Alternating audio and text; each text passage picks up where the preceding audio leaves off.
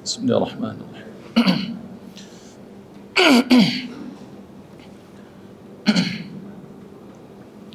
Bismillahirrahmanirrahim. Assalamualaikum warahmatullahi wabarakatuh. Alhamdulillahi rabbil alamin. Alladhi ghafiril dhanb وقابل التوب شديد العقاب ذي الطول لا إله إلا هو إليه المصير أشهد أن لا إله إلا الله وحده لا شريك له خصنا بخير كتاب أنزل وأكرمنا بخير نبي أرسل وأتم علينا النعمة بعظام دين شرع وأشهد أن محمدًا عبده ورسوله الذي أدى الأمانة وبلغ الرسالة ونصح للأمة وجاهد في الله حق جهاده وتركنا على محجة البيضاء ليلها كنهارها لا يزيغ عنها إلا هالك فما يطع الله ورسوله فقد فاز فوزا عظيما ومن يعص الله ورسوله فقد ضل ضلالا مبينا اللهم صل وسلم وبارك على هذا النبي الكريم وعلى آله وأصحابه وأحينا اللهم على سنته وأمتنا على ملته واحشرنا في زمرته مع الذين أنعمت عليهم من النبيين والصديقين والشهداء والصالحين وحسن أولئك رفيقا يا أيها الذين آمنوا اتقوا الله حق تقاته ولا تموتن إلا وأنتم مسلمون أما بعد. Kaum muslimin, bapak-bapak, ibu-ibu, rahimakumullah wa a'azzakumullah. Kembali kita menghaturkan rasa syukur yang setinggi-tingginya, sebesar-besarnya, seagung-agungnya kepada Allah Subhanahu wa taala atas segala nikmat yang Allah berikan kepada kita. Nikmat yang tiada terhingga, dan tentunya bagi kita yang merasakan kenikmatan dari nikmat-nikmat Allah itu, nikmat yang paling besar yang kita rasakan adalah nikmat Islam. Kemudian nikmat kita diberi hidayah kepada sunnah Rasulullah SAW. Tadi ingatkan dengan seorang imam yang mulia, Abu Aliyah rahimahullahu ta'ala. Kata beliau, aku diberi dua nikmat oleh Allah Subhanahu wa taala, dan aku tidak tahu manakah dari dua nikmat ini yang paling besar. Manakah dari dua nikmat ini yang paling besar? Yang pertama, nikmat aku diberi hidayah kepada Islam. Kemudian yang kedua, aku diberi hidayah kepada sunnah Rasulullah sallallahu alaihi wasallam. Bapak Ibu rahmati Allah Subhanahu wa taala. Dan ini real dalam kehidupan kita sehari-hari. Subhanallah, maha suci Allah. Apa yang dikatakan oleh Imam Abu Aliyah rahimahullah ta'ala itu betul-betul nyata dalam kehidupan sehari-hari. Jadi tidak cukup sebenarnya kita diberikan hidayah kepada Islam, tapi kita tidak diberi hidayah kepada sunnah. Berapa banyaknya kita ini hanya diberi hidayah oleh Allah kepada Islam, sehingga jadilah kita seorang muslim. Dan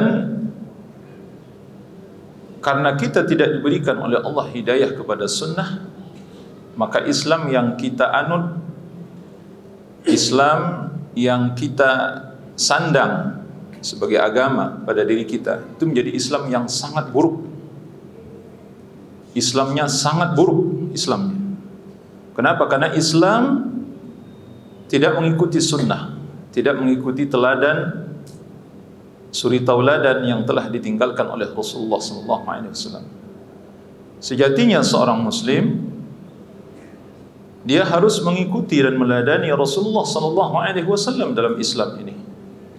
Kita bisa bayangkan ketika seseorang menjadi muslim tapi dia tidak mengetahui dan tidak mengerti, tidak paham bagaimana menjadi seorang muslim.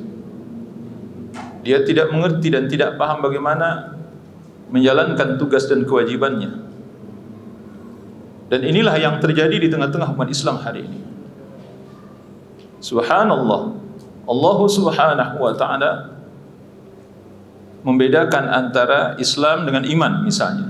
Bapak Ibu rahmati Allah, dalam surah Al-Hujurat, qalatil a'rabu amanna qul lam tu'minu walakin qulu aslamna walamma yadkhulul imanu fi qulubikum.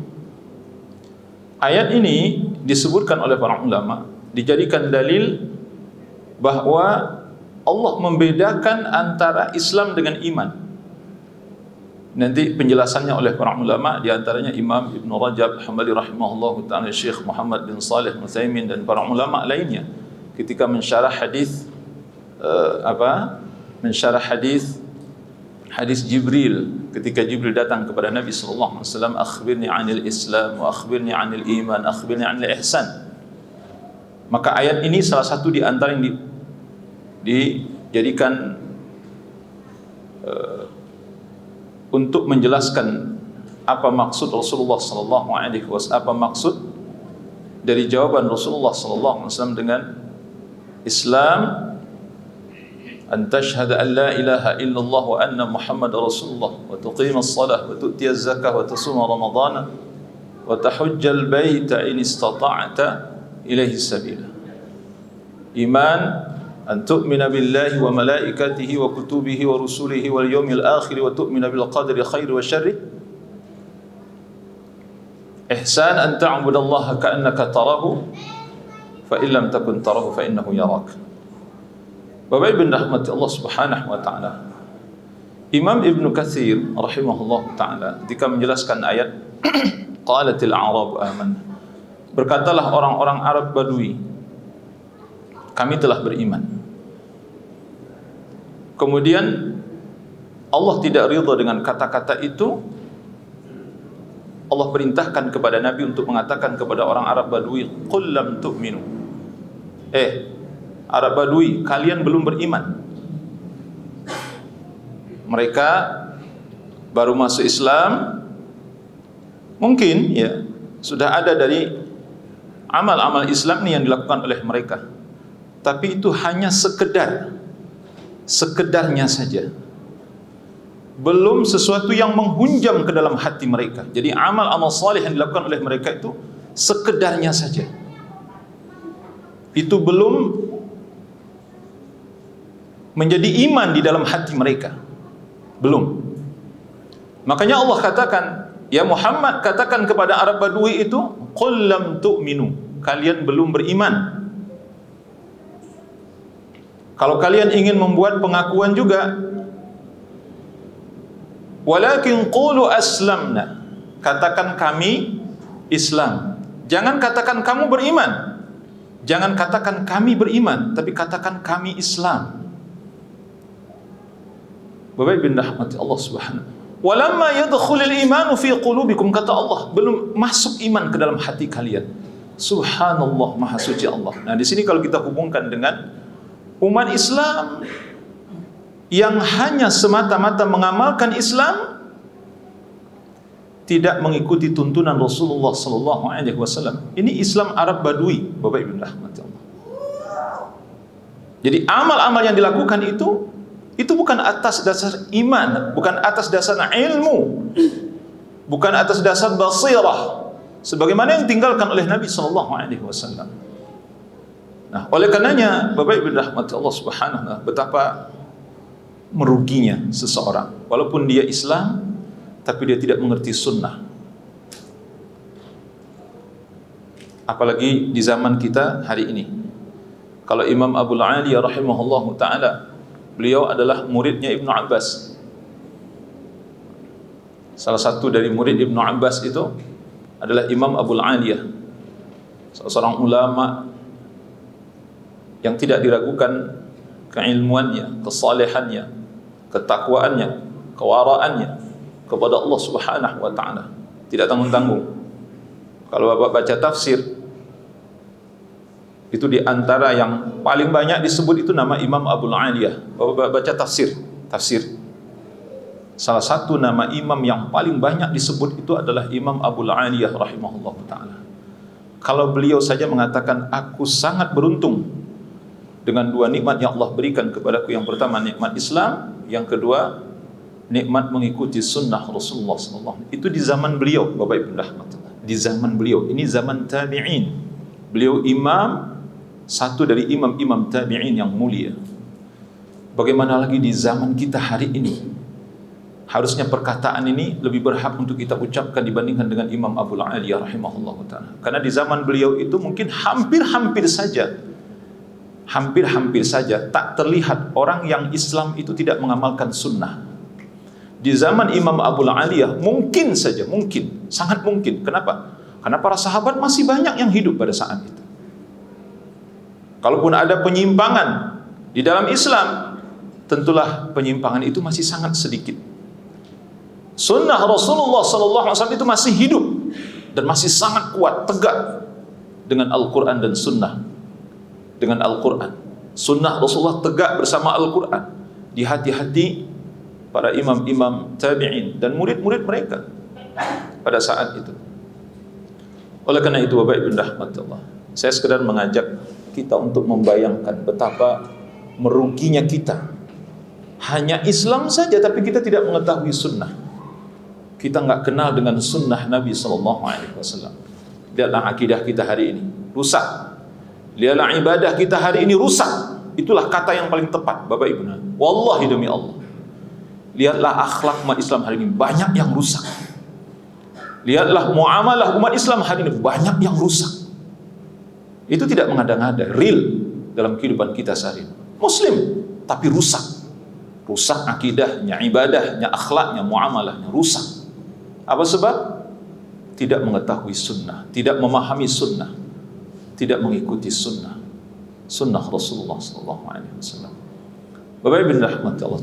Pada kesempatan ini kita akan melanjutkan bahasan dari kitab Ad-Da' Dawa, yakni poin yang ke-25, Uqubat al-Ma'asi. Ini hadis yang cukup panjang yang belum sempat kita bacakan, dan ini sangat banyak pelajaran yang bisa kita ambil. Wa min uqubatil ma'asi, dan di antara hukuman-hukuman yang diberikan oleh Allah dari perbuatan maksiat itu, ma rawahul Bukhari fi sahihi, itu satu riwayat dari Imam Bukhari di dalam kitab sahihnya, min haditsin Samurah bin Jundub atau Jundab, seorang sahabat yang mulia, meriwayatkan satu hadis yang cukup panjang. Ini adalah mimpi Rasulullah sallallahu alaihi wasallam. Kata beliau, kana an-nabi sallallahu alaihi wasallam mimma yukthiru ay yaqul li ashabi. Adalah Rasulullah sallallahu alaihi wasallam di antara yang paling banyak ditanyakan oleh beliau kepada para sahabat. Ini nanti ada penjelasan lain disebutkan itu saat kapan itu? Ba'da subuh. Jadi kalau habis salat, selesai salat apa? Rasulullah sallallahu alaihi wasallam beliau bertanya kepada para sahabat. Apa yang ditanyakan? Hal ra'a ahadu minkum min ru'ya? Adakah dari kalian yang bermimpi tadi malam? Nabi sallallahu alaihi wasallam bertanya, adakah dari kalian yang bermimpi tadi malam?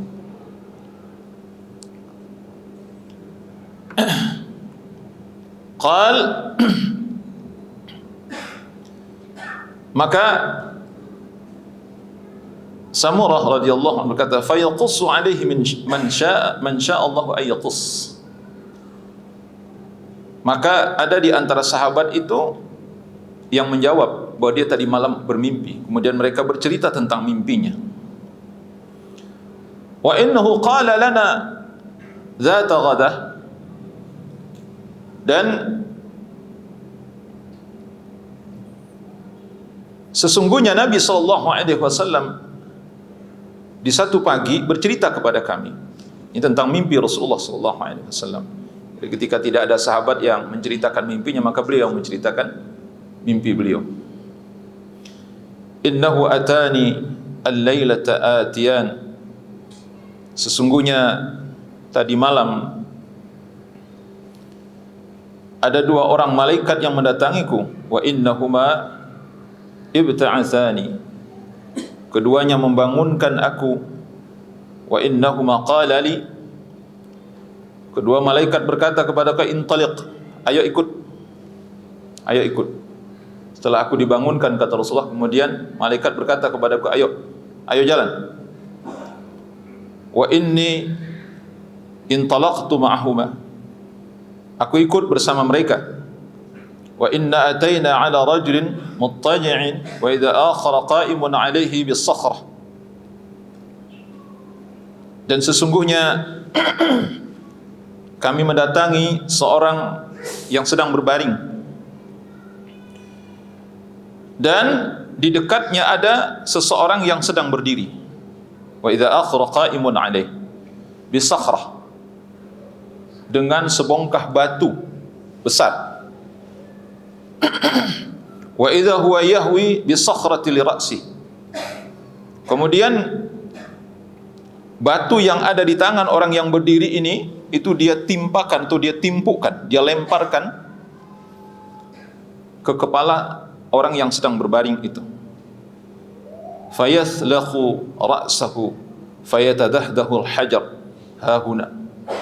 Kata Nabi SAW, maka hancurlah kepalanya orang yang tidur tadi. Orang yang tiduran tadi itu pecah kepalanya, kemudian batunya menggelinding. Fayatba'ul hajar, ya. Kemudian dia ikuti batu tersebut. Ini orang yang berdiri tadi yang menimpukkan batu ke kepala orang yang sedang berbaring itu. Fayakhudhu, dia ambil batunya. Fala yarju' ilaihi hatta yasihha ra'su kama kan. Belum sempat dia kembali, belum lagi sampai dia kembali kepada orang yang kepalanya sudah hancur tadi, yang ditimpuk dengan batu itu. Kemudian kepalanya utuh kembali. Thumma ya'udu alaihi. Dia kembali ke orang tersebut, fayaf'alu bihi mithla ma fa'ala al-marrah al-ula. Kemudian dia lakukan kembali seperti apa yang dia lakukan yang pertama tadi. Dia menimpukkan kembali, dia pecahkan kepalanya dengan batu itu, hancur lagi kepalanya. Qala qultu lahuma subhanallah. Kata Nabi, aku berkata kepada malaikat, maha suci Allah, subhanallah. Ma hadza, apa ini? Qala li, dua malaikat berkata, intaliq. Ayo kita jalan. Ayo kita lanjutkan perjalanan. Intaliq. Ya, kalau bahasa ini, ayo kita lanjutkan perjalanan. Kita jalan dulu. Kita ini diingatkan dengan apa nih, Pak? Nabi Musa belajar kepada Nabi Khadir atau Nabi Khidir. Kita kenalnya Khidir. Sebenarnya dalam riwayat itu sebenarnya Khadir. Nabi Khadir. Enggak sabar gitu, Pak, enggak sabar. Termasuk Rasulullah SAW ini tidak sabar kan? Beliau pengen tahu nih apa nih? Ma hadza, ini apa ini wahai malaikat? Kata malaikat, intaliq, ayo kita lanjutkan dulu perjalanan. Fantalaqna, kemudian kami lanjutkan perjalanan. Fa ataina ala rajulin mustalqin li faqah. Kami mendatangi seseorang yang sedang berbaring dan nyender di atas tengkuknya, di atas lehernya, ya, tengkuknya. Wa idza akhra qa'imun 'alaihi bikallubin min hadid. Dan ada seorang yang lain di dekatnya yang sedang berdiri, itu membawa pengait dari besi, ya, pengait dari besi.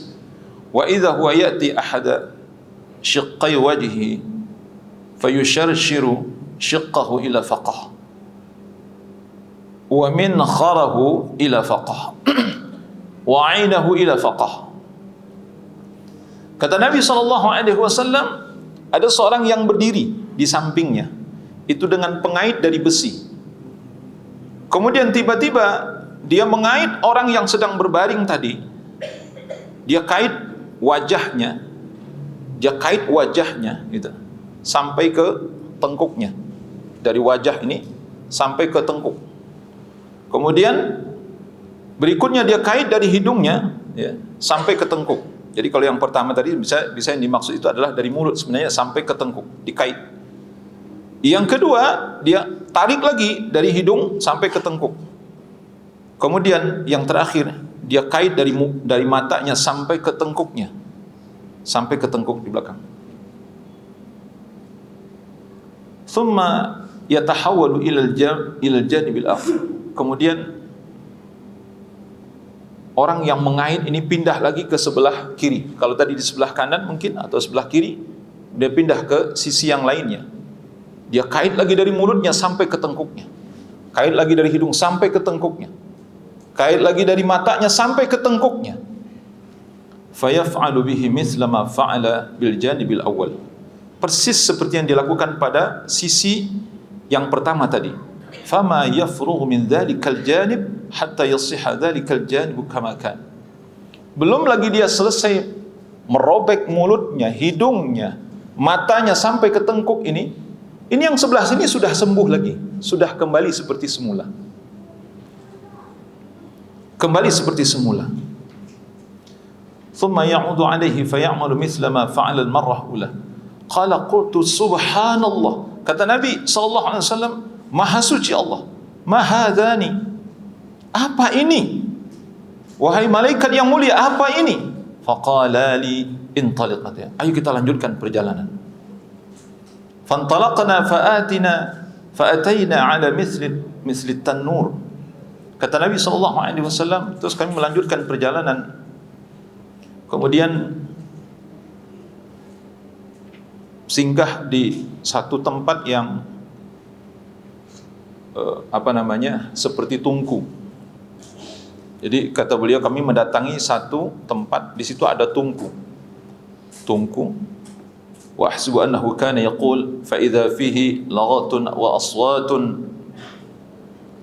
Qala fattala'na fihi fa idza fihi rijalun wa nisaa'un gharatun wa idza hum ya'tihim lahabun min asfala minhum fa idza atahum dhalika al-lahab da'daw.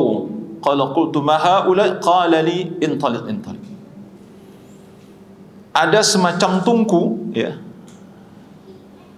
Nabi SAW mengatakan di dalamnya itu terdengar suara suara ricuh dan gaduh, suara teriakan. Kami melihat, kata Nabi, coba untuk melihat ke dalam tungku itu. Fa idza fihi rijalun wa nisaa'un quratun. Kata Nabi SAW, ternyata di dalamnya ada laki-laki dan wanita yang telanjang. Dan seketika api yang berkobar menyala dari bawah mereka. Dan seketika itu pula mereka histeris, ya, berteriak karena dibakar, ya, dibakar oleh api. Tentunya ini yang dimaksudkan adalah api neraka yang Allah Rasul sallallahu alaihi wasallam katakan ini. Nabi sallallahu alaihi wasallam bertanya, "Ma haula?" Siapa orang-orang ini? Jawab malaikat, intaliq. Ayo kita jalan dulu. Ayo kita lanjutkan perjalanan. Maka kami melanjutkan perjalanan. Fa ataina ala nahar. Maka kami mendatangi satu sungai. Hasibtu annahu kana yaqul, ini kata Samurah radhiyallahu anhu, aku mengira Rasulullah mengatakan ahmar mithla dam, yang air dari sungai tersebut itu merah seperti darah. Wa idza fin nahri sabihun yasbah, di dalam sungai tersebut ada seorang yang berenang. Wa idza ala shattin nahr rajulun qad jama'a 'indahu hijaratan katsiratan. Dan di pinggir sungai tersebut ada seseorang yang mengumpulkan batu yang sangat banyak. Wa idza dzalika as-sabihu yasbahu ma yasbah thumma ya'ti dzalika alladhi jama'a 'indahu hijarah fayafgharu lahu fahu fayulqimuhu hajaran. Kata Nabi sallallahu alaihi wasallam, Dan orang yang berenang di dalam sungai darah tadi itu, yang merah seperti darah tadi itu menepi, dia menghampiri orang yang sedang mengumpulkan batu yang sangat banyak itu. Ketika tiba di tepian itu, dia membuka mulutnya, kata Nabi, dia buka mulutnya, kemudian orang yang mengumpulkan batu ini memasukkan batu-batu tersebut, batu yang banyak tersebut ke dalam mulutnya. Dalam matan yang lain, Bapak Ibu Rahmat, itu orang ini ketika dia akan menepi itu dilempar dengan batu itu. Kalau ini kan dia buka mulut, betul-betul dia buka mulutnya, kemudian dimasukkan. Kalau dalam hadis yang lain itu disebutkan oleh Nabi itu dilempar. Jadi ketika dia menepi itu sepertinya dia mau istirahat ke tepi, tapi tidak diizinkan oleh orang yang mengumpulkan batu kemudian melemparnya terus itu. Sehingga penuh mulutnya dengan batu-batu tersebut. Fayantaliqu fayasbah. Maka kata Nabi SAW, ini terus berlangsung. Setelah penuh mulutnya, dia berenang lagi. Kullama raja'a ilaihi faghara lahu fa. Setiap kali dia menepi, maka dia buka mulutnya, kemudian dimasukkanlah batu yang sangat banyak tadi oleh orang yang mengumpulkan batu. Faqultu lahum ma hadan. Rasulullah SAW bertanya kepada malaikat, apa ini? Apa ini? Ya.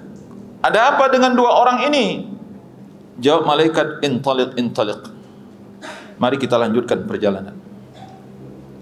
Rasulullah SAW bersabda, fantalaqna fa'atayna ala rajulin qarayhil mar'ah aw ka'ahrahi ma antara'in rajulan mar'an.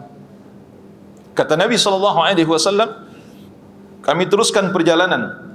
Kami mendapati seorang laki-laki yang buruk rupa, atau orang yang paling buruk yang pernah engkau lihat.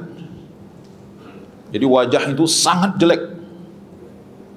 Wa idza huwa indahu narun yahushuha. Kata Nabi SAW, di dekatnya ada api neraka maksudnya. Dia mengobarkan api, wa yas'a haulaha, dan mengitarinya. Qala qultu lahum ma hadza. Aku bertanya, kata Nabi SAW, siapa ini? Ya, apa ini? Maka malaikat menjawab, intaliq. Ayo kita lanjutkan perjalanan. Masya Allah, ini maka saya katakan, Mbak, ini lumayan panjang hadisnya dan pelajaran Masya Allah luar biasa. Fantalaqna hatta atayna ala aradatin mu'attamah fiha min kulli lawnir rabi'. Kata Nabi SAW, kami melanjutkan perjalanan, kami mendatangi satu kebun, taman yang sangat indah. Di sana berbagai macam jenis warna-warni, ya, bunga itu ada di sana. Kemudian di tengah-tengah kebun itu, wa idza baina dhahranai rawdah rajulun tawil. Kata Nabi SAW, di tengah-tengah kebun tersebut ada seseorang yang sangat tinggi, sangat tinggi. La akadu ara ra'sahu tawlan fis sama. Hampir-hampir saja aku tidak bisa melihat kepalanya, saking tingginya. Rasulullah SAW, hampir-hampir saja aku tidak bisa melihat kepalanya, saking tingginya. Wa idza haula ar-rajul min aktsari wildan ra'aitum qattun. Dan di sekitar laki-laki yang sangat tinggi itu, kata Rasulullah, ada anak-anak yang sangat banyak yang belum pernah aku lihat sebelumnya. Aku belum pernah melihat anak-anak sebanyak itu, kata Rasulullah SAW. Kemudian aku bertanya kepada malaikat, mahadha, mahaula, siapa laki-laki ini? Siapa anak-anak ini? Maka malaikat menjawab, intaliq. Ayo kita lanjutkan perjalanan. Kemudian kami melanjutkan perjalanan, kata Nabi SAW, sampailah ke satu taman yang sangat luas, yang belum pernah aku melihat taman seperti itu. Belum pernah aku melihat, kata Nabi, yang lebih besar dari taman itu. Dan belum pernah aku melihat taman yang lebih indah dan lebih bagus dari taman tersebut, kata Nabi. Maka malaikat berkata kepadaku, irqa fiha, masuklah. Kata malaikat kepada Nabi, masuklah, masuk kamu. Fartaqaina fiha ila madinatin mabniyatin bilabanin zahabin walabanin fiddah. Maka kami masuk ke dalamnya, kata Nabi sallallahu alaihi wasallam. Dia masuk ke satu kota. Dia masuk ke dalamnya sehingga kami dapati di dalam itu ada kota. Yang kota itu, kata Nabi, itu dibangun dengan bata dari emas dan perak. Jadi bangunan-bangunannya itu berasal dari emas dan perak. Kemudian fa'ataina babal Madinah, kami mendatangi pintu kota tersebut. Fastaftahna fafutiha lana, kami minta dibukakan pintu kota tersebut, maka dibukakan. Fadakhalnaha, maka kami memasuki pintu kota tersebut. Fatalaqqana rijalun, maka kami mendapati ada laki-laki syatrun min khalqihim ka ahsani ma anta ra'in. Kata Nabi sallallahu alaihi wasallam, kami mendapati ada laki-laki yang setengah tubuhnya, setengah dari badannya itu adalah sebaik-baik atau sebagus-bagusnya laki-laki yang pernah engkau lihat. Wa syatrun minhum ka aqbahi ma anta ra'i. Tetapi setengah dari tubuhnya adalah sejelek-jelek dan seburuk-buruk manusia yang pernah engkau lihat. Kemudian dua malaikat tersebut berkata kepada laki-laki yang setengah badannya buruk, yang setengah badannya bagus, idhabu faqa'u fi dzalika. Ya. Jadi ya, dua malaikat tersebut berkata kepada idhabu faqa'u fi dzalika an-nahr.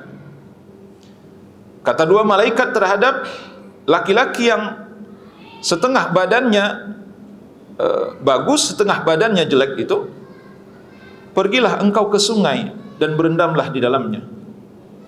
Qala wa idza nahrun mu'taridun yajri ka'anna ma'ahu al-mahd fil bayad. Kata Nabi sallallahu alaihi wasallam, ini sungai yang dimaksud di sini adalah sungai yang luas dan lebar, airnya mengalir putih, ya, seperti susu. Baik bin rahmat Allah Subhanahu wa taala. Ini sejalan nanti dengan apa yang Allah sebutkan dalam surah Muhammad. Ya. Allah melukiskan bahwa di dalam surga itu nanti ada sungai Laban, sungai susu, ada sungai khamar, ada sungai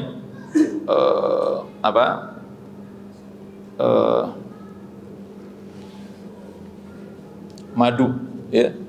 Ada sungai air biasa. Jadi ada 4 sungai disebutkan oleh Allah Subhanahu wa taala. Mathalul jannati allati wa'ida al-muttaqun fiha anharum min ma'in ghairi asin. Itu lihat nanti dalam surah Muhammad. Anda lupa ayatnya, mungkin ayat 15 atau ayat 14 itu disebutkan oleh Allah Subhanahu wa taala. Di situ. Maka Nabi sallallahu alaihi wasallam menggambarkan bahwa sungai tersebut, kata beliau, itu lebar, airnya mengalir, kemudian airnya itu putih seperti susu. Fadhahabu faqa'u fi. Maka orang-orang yang badannya sebelah bagus, sebelah buruk itu, mereka berendam di sana. Tsumma raja'u ilaina, kemudian mereka kembali kepada kami. Kata Rasulullah sallallahu alaihi wasallam, qad dhahaba dzalika su'anhum. Maka hilanglah rupa yang buruk dari setengah badan mereka itu. Qala li hadhihi jannatu adn. Kata dua malaikat kepada Nabi, ini adalah surga Aden. Jadi di mana sungai yang ada di dalamnya tadi itu, orang yang buruk rupa tadi itu masuk ke dalam sungai. Rasul malaikat katakan kepadanya, hadhihi jannatu adn, ini adalah surganya Aden. Wa hadzaka manziluk, disinilah tempatmu, disinilah tempatmu. Kemudian Nabi SAW melanjutkan cerita beliau. Fasama basari su'udan, ya, fa idza qasrun mithlu rababah al-bayda. Kata beliau sallallahu alaihi wasallam, kemudian kami, ya, mendongakkan pandangan kami, maka kami melihat, mendongakkan pandanganku, kata beliau, maka aku melihat ada satu istana, ya, yang putih seperti awan, ya. Maka malaikat berkata kepada, hadza manziluk, inilah tempatmu, kata malaikat. Maka aku berkata kepada malaikat, barakallahu fikuma.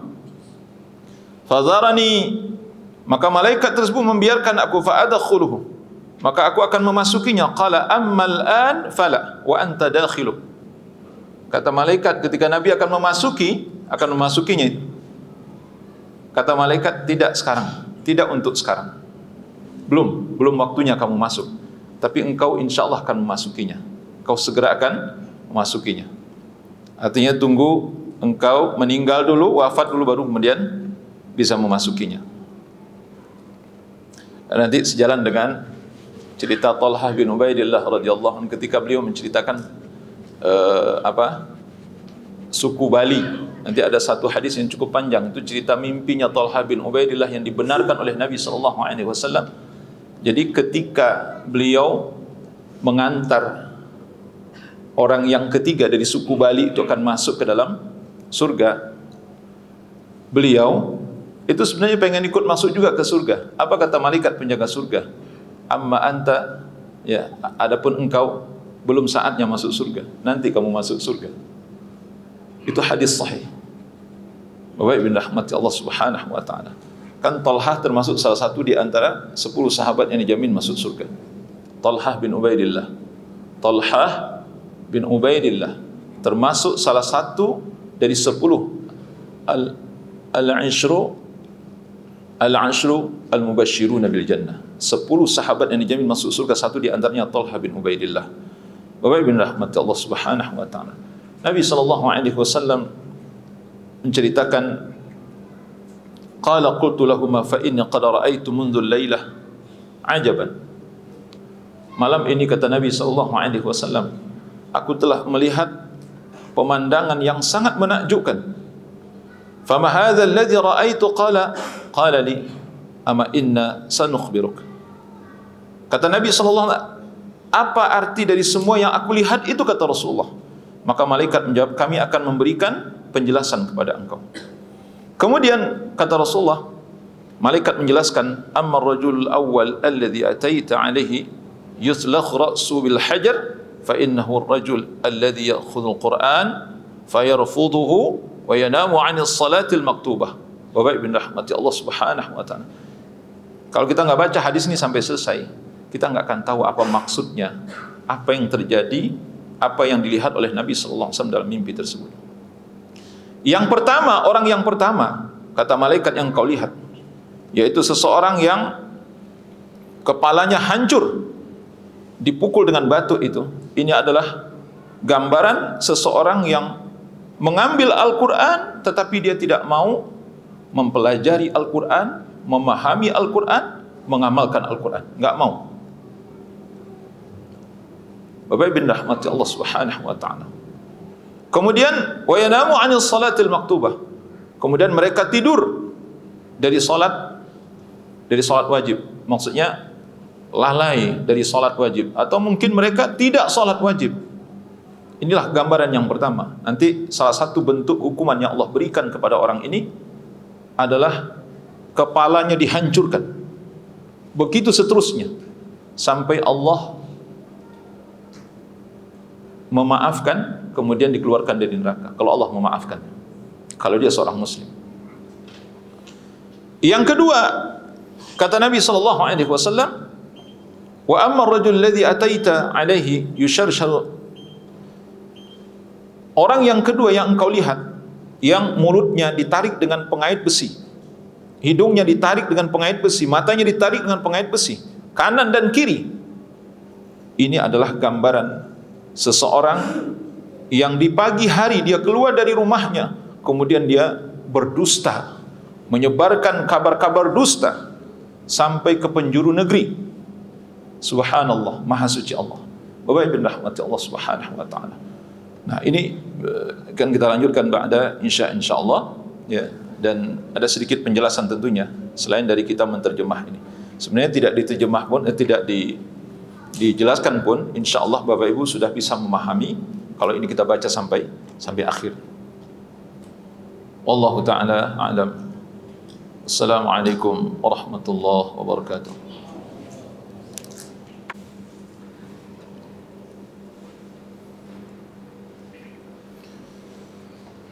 Bismillahirrahmanirrahim. Alhamdulillah wassalatu wassalamu ala Rasulillah wa ala alihi wa sahbihi wa mawalah ma ba'd.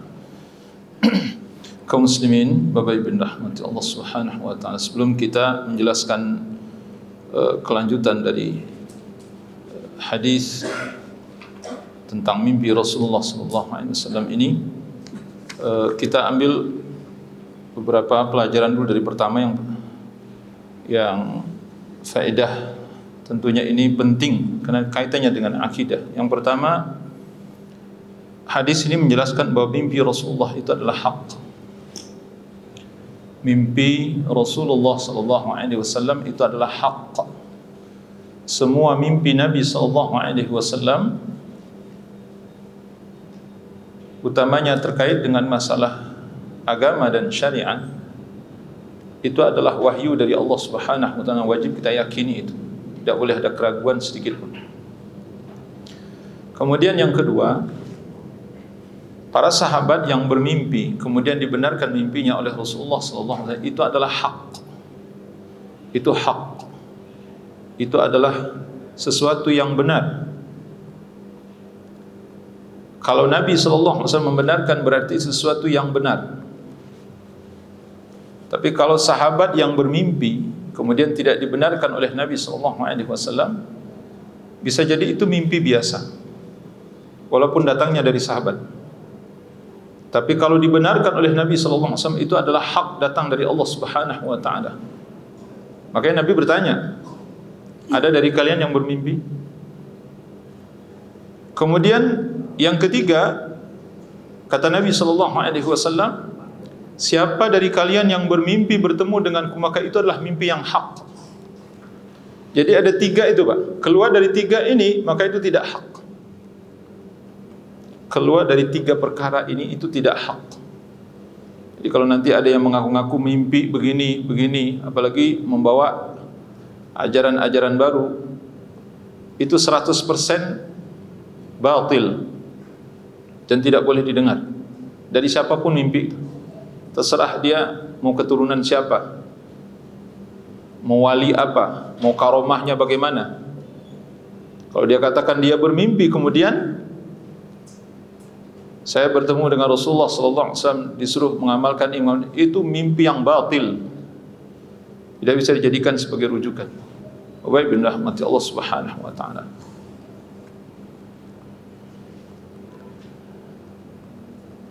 Itu yang pertama.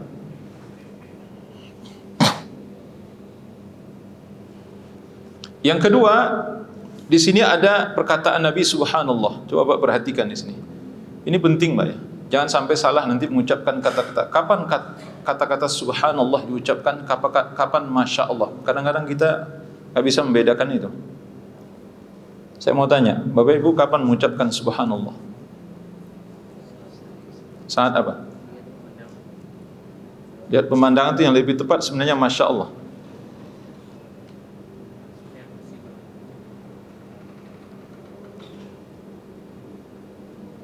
Utamanya kalau kita lihat di sini, Pak, kenapa Nabi mengatakan Subhanallah? Dua kali mengatakan Subhanallah di sini.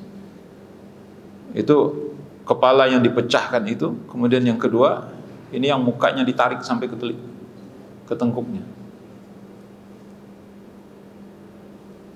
Ini jelas sekali, Bapak Ibu rahmati Allah Subhanahu wa taala. Para ulama mengatakan kalimat Subhanallah itu diucapkan saat kita melihat sesuatu yang tidak pantas dinisbatkan kepada Allah Subhanahu wa taala.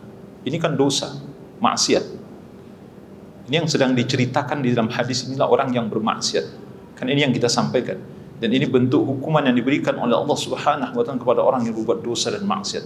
Maka Nabi katakan, Subhanallah, Subhanallah ma hadza, Subhanallah ma hadzani.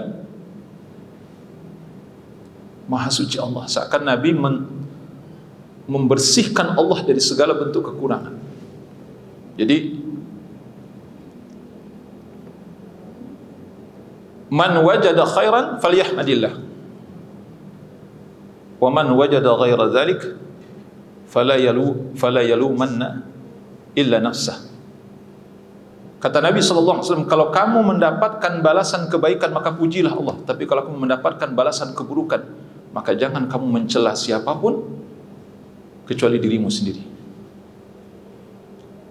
Dalam riwayat yang lain disebutkan oleh Rasulullah SAW, semua yang baik itu wajib disandarkan kepada Allah, tapi semua yang buruk tidak boleh disandarkan kepada Allah. Tidak boleh disandarkan kepada Allah. Betul bahwa ini masih ada hubungannya dengan apa? Dengan kehendak Allah. Betul. Tidak ada yang terjadi baik di dunia ini maupun di akhirat kelak, baik yang ada di bumi maupun yang ada di langit, maupun yang ada di antara keduanya, melainkan semua itu atas kehendak Allah Subhanahu wa taala. Tetapi yang buruk-buruk tidak boleh dinisbatkan kepada Allah. Tidak boleh dinisbatkan kepada Allah. Kita enggak boleh menisbatkan kepada Allah. Kita wajib mensucikan Allah dari segala hal yang kurang dan buruk-buruk, apalagi perbuatan dosa dan maksiat. Nih, kita lihat di sini. Nabi mengucapkan subhanallah. Tapi kalau kaitannya nanti dengan, ya, katakanlah hal-hal yang indah-indah, yang itu memang kalimatnya subhanallah. Kita udah lama enggak ketemu, ya, senang sekali bertemu. Apa yang kita ucapkan? Masya Allah, udah lama enggak ketemu, ya kan? Atau kita mendapatkan satu nikmat itu diantaranya Masya Allah, Masya Allah, bukan subhanallah. Bisa juga subhanallah itu diucapkan, itu menunjukkan apa? Menunjukkan bahwa pengakuan kita terhadap rububiyahnya Allah Subhanallah yang maha sempurna. Artinya kita mengucapkan subhanallah itu untuk mengatakan bahwa ini tidak bisa didatangkan kecuali hanya Allah Subhanahu wa taala. Nikmat ini tidak mungkin ada kecuali Allah Subhanahu wa taala. Kita mengucap subhanallah itu sebenarnya lebih tertuju kepada diri kita. Diri kita yang kurang dan diri Allah yang maha sempurna. Jadi jangan sampai kita merasakan mendapatkan sesuatu itu karena jasa kita. Subhanallah. Seperti Qarun misalnya, disuruh keluarkan zakatnya, dikeluarkan infaknya. Hadza min ilmin indi. Apa kata Qarun? Ini ya karena kepintaranku, ini karena ilmuku, ini karena skillku dalam mencari harta. Ya. Subhanallah. Nah itu kata subhanallah, benar itu. Subhanallah. Jadi yang kalimat subhanallah itu ditujukan untuk apa? Ditujukan untuk orang-orang yang sombong, yang sebenarnya dia tidak pantas menyombongkan diri. Itu Allah yang melakukan, tapi dia mengaku dia yang melakukan. Nah itu subhanallah, bukan masya Allah. Mudah-mudahan bisa dipahami Pak ya. Jadi jangan salah nyebut subhanallah, masya Allah itu.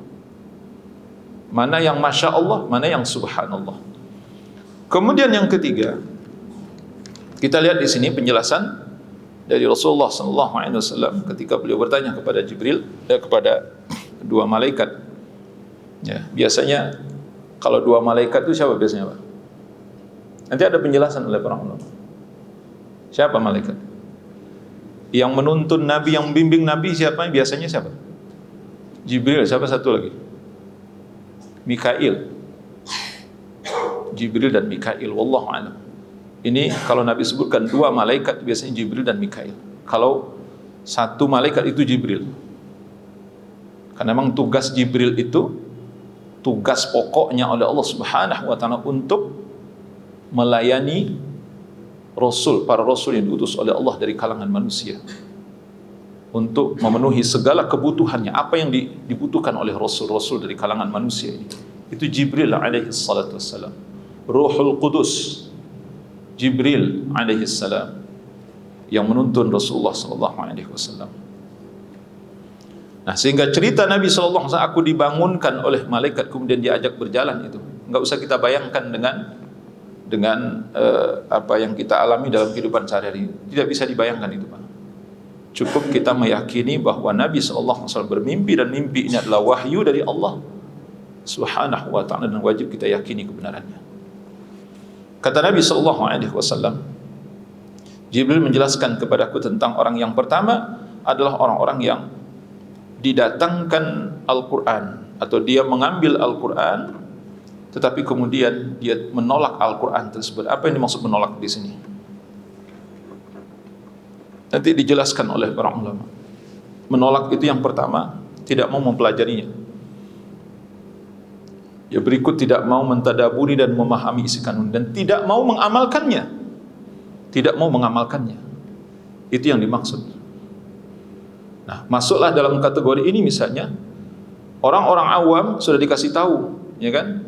Ini ayo kita belajar Al-Quran, sudah dikasih tahu isi kandungan Al-Quran, hukum-hukum Al-Quran, tapi mereka nggak mau terima. Ini termasuk orang ini. Atau mereka-mereka yang sebenarnya diberikan oleh Allah kemampuan untuk membaca Alkitab, yakni Al-Quran dalam hal ini. Ya, katakanlah seperti sebahagian dari kita. Mereka membaca Al-Quran, bahkan mungkin mencoba untuk memahami Al-Quran, tapi kemudian mereka tidak mau menerima isi kandungan Al-Quran dan tidak mau mengamalkan Al-Quran. Ini termasuk di dalamnya. Kita ubahnya seperti orang-orang Yahudi dan orang-orang Nasrani. Mereka menolak kitab. Mereka menolak kitab, bahkan Yahudi Nasrani itu lebih parah lagi, Pak. Mereka merusak kitab. Sehingga subhanallah, maha suci Allah, hampir tak ditemukan saat ini mana Taurat yang asli, mana Injil yang asli. Mungkin sisa-sisanya ada, tapi yang asli itu udah nggak ada. Entah kemana pergi. Dirusak oleh mereka, itu bentuk penolakan mereka terhadap Alkitab. Al-Quranul Karim tidak bisa dirusak oleh manusia. Siapapun manusia tidak bisa merusak, karena Allah menjaga Al-Quran. Inna nahnu nazzalna dzikra wa inna lahu lahafizun. Sungguhnya kami yang menurunkan Al-Quran dan kami akan menjaga Al-Quran. Tidak akan bisa dirusak oleh apapun dan siapapun. Tidak bisa dirusak Al-Quran. Yang mungkin bisa dirusak itu adalah memahami Al-Quran. Itu yang banyak sekarang itu dilakukan oleh sebahagian para orientalis. Ya, utamanya kalau dalam Islam ini orang-orang munafik. Mereka kaki tangannya orang-orang Yahudi, orang-orang Nasrani, orang-orang yang membenci Islam. Dia Islam, tapi mereka adalah orang-orang munafik, ya.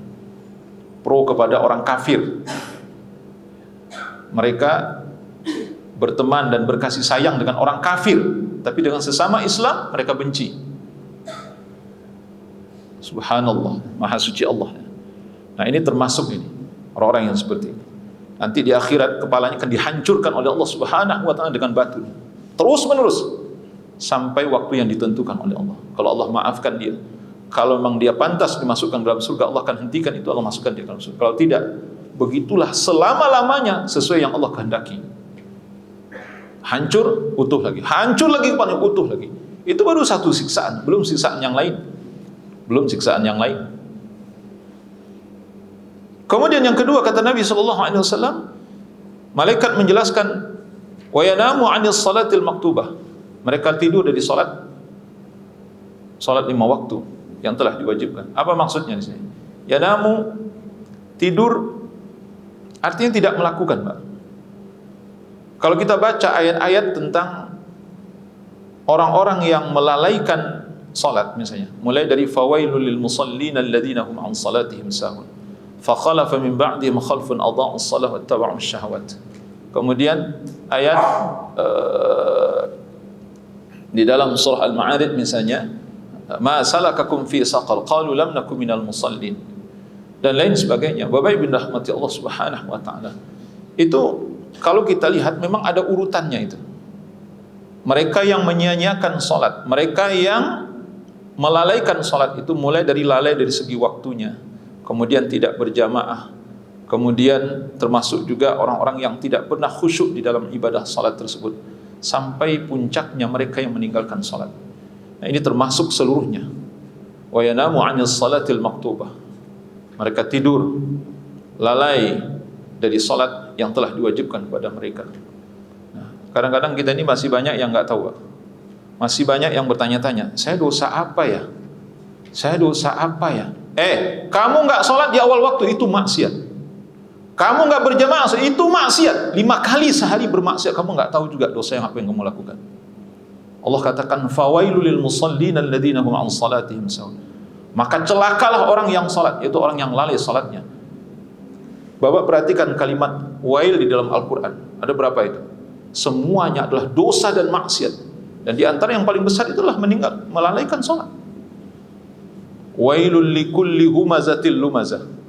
Celakalah orang yang mengumpat dan mencela. Itu dosa atau bukan itu? Dosa, kata wail, Pak. Wailul lil mutaffifin, itu dosa atau bukan? Itu dosa, Pak. Fawailul lil musallin. Ini lebih besar daripada al-mutaffifin, lebih besar daripada al-humazah wal lumazah. Bapak Ibu rahmati Allah Subhanahu wa taala. Nah, ini penting untuk dipahami. Udah jelas bikin dosa 5 kali dalam sehari masih nanya juga, saya dosa apa ya? Nah, itulah makanya kalau kan nggak belajar itu di situ, Pak. Jadi kalau kita nih nggak belajar, kita nggak tahu nih dosanya apa. Dosa saya apa ya? Kenapa ya hidup saya seperti ini? Itu baru sholat, belum yang lain.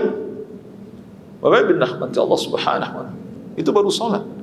Kelak di akhirat kata Nabi SAW, orang-orang yang lalai sholat, yang tidak sholat akan dikumpulkan bersama siapa? Mereka akan dikumpulkan bersama Qarun, bersama Fir'aun, bersama Haman, bersama Ubay bin Khalaf. Ini hadis sahih diriwayatkan oleh Imam Ahmad. Subhanallah. Harusnya kita dikumpulkan dengan saudara kita sama muslim yang beriman kepada Allah di surga kelak.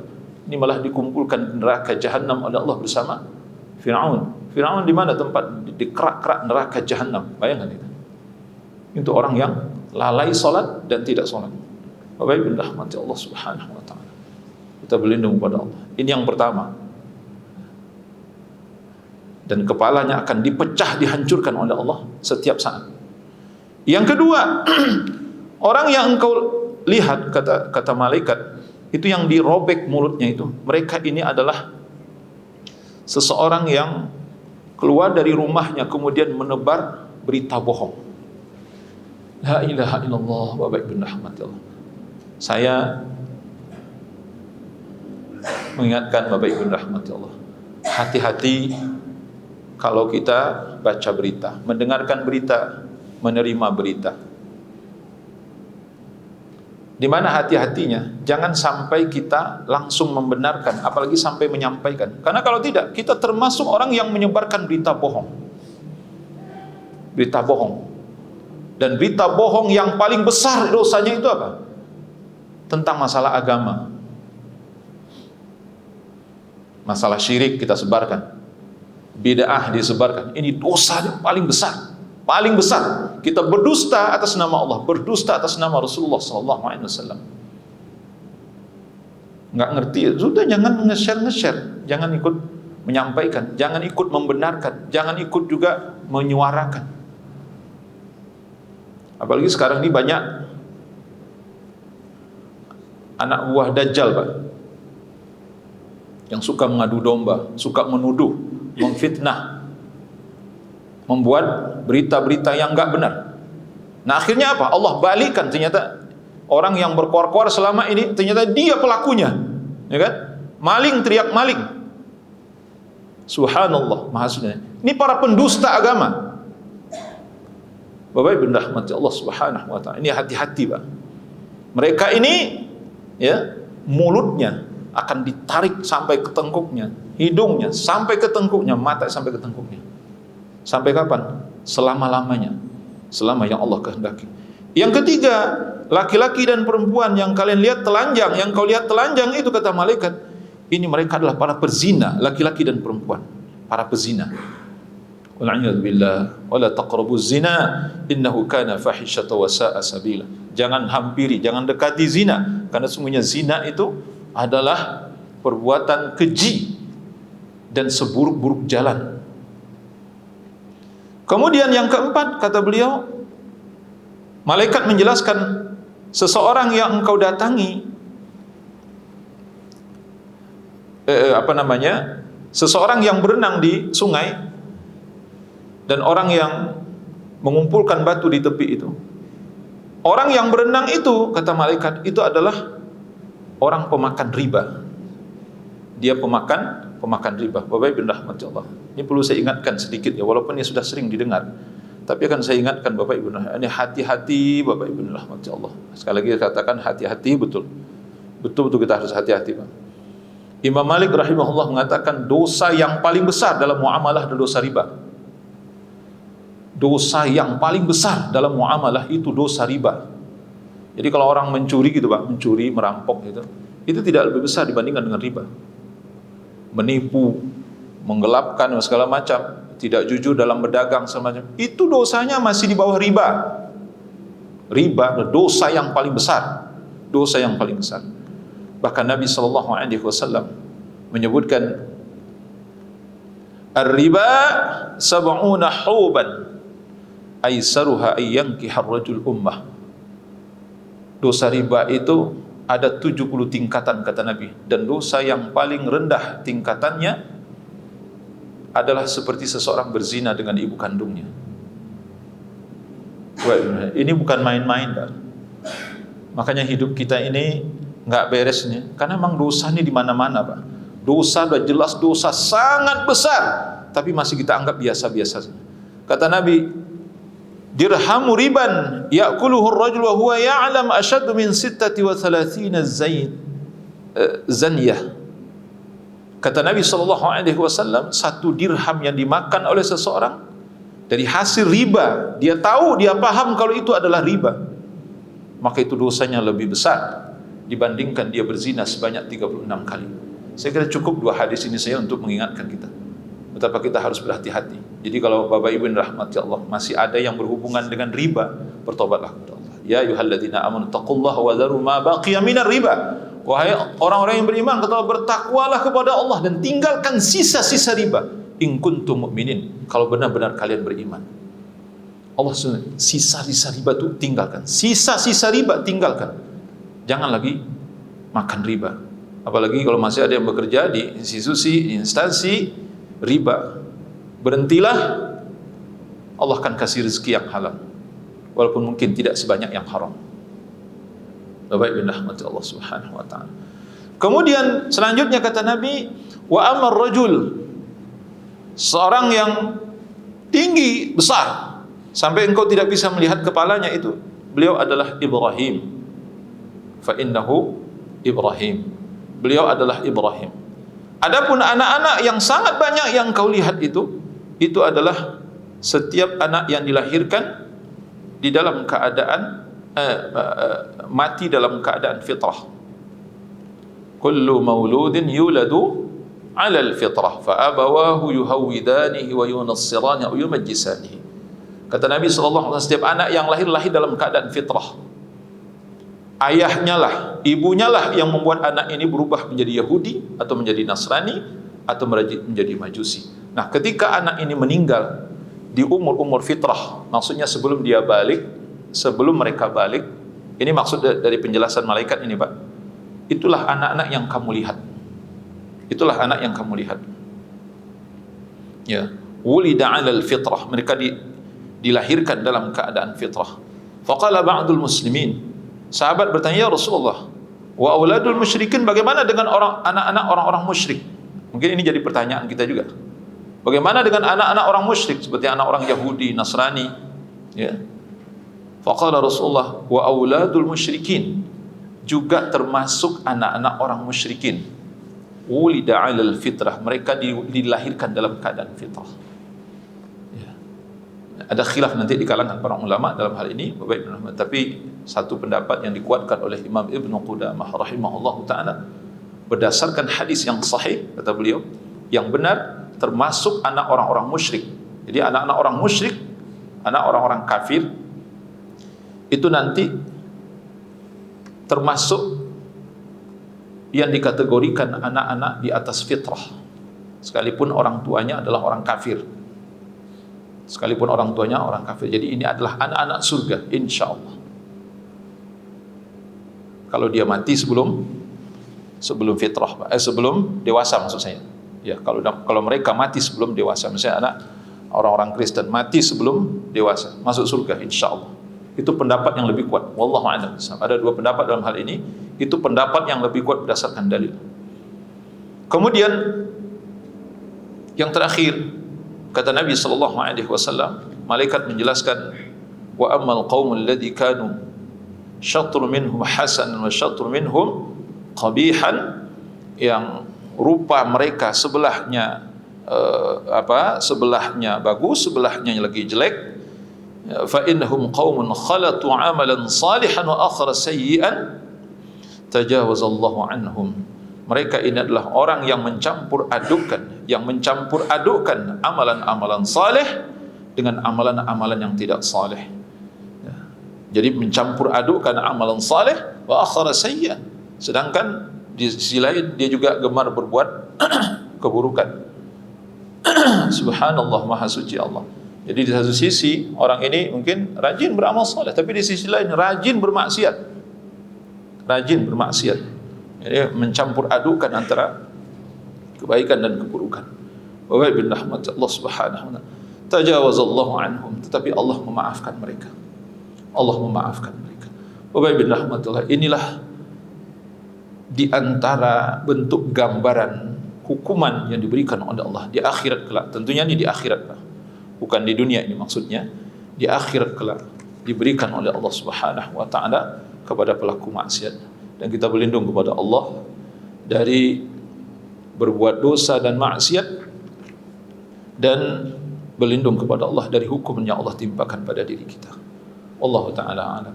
Saya kira ini bahasan kita malam ini. Kalau ada yang perlu didiskusikan, saya silakan Bapak Ibu rahmati Allah untuk kita diskusikan. Fadhal.